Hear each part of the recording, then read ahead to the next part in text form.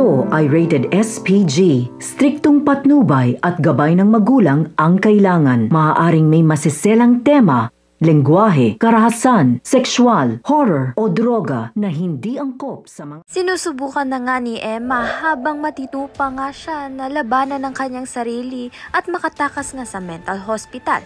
At may nakakilala nga sa kanya at dating kasambahay nga ito ni Olive.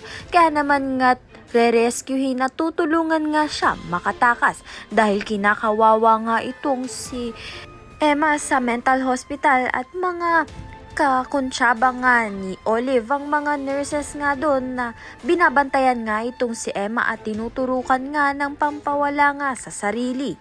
Kaya naman nga to the rescue nga mga kaibigan nga nito ni Emma upang makalaya na nga siya.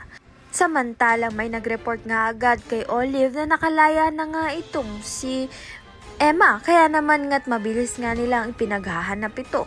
Ngunit ang asawa nga ni Emma ay nag-aalala na nga dahil nawawala nga siya at hindi nga siya mahanap. May posibilidad nga na itago muna nga itong si Emma ng mga kaibigan niya upang hindi na nga siya maabuso pa nga ng mga nurses sa mental hospital at matigilan na nga siya nito ni Olive. Sa kabilang banda naman nga sa pagpapanggap nga nito ni Olive bilang Jade ay may nakakilala nga dito kay Jade na pinagbabantaan nga ang buhay nito ni Jade dahil nga may pinag-uutangan nga siya.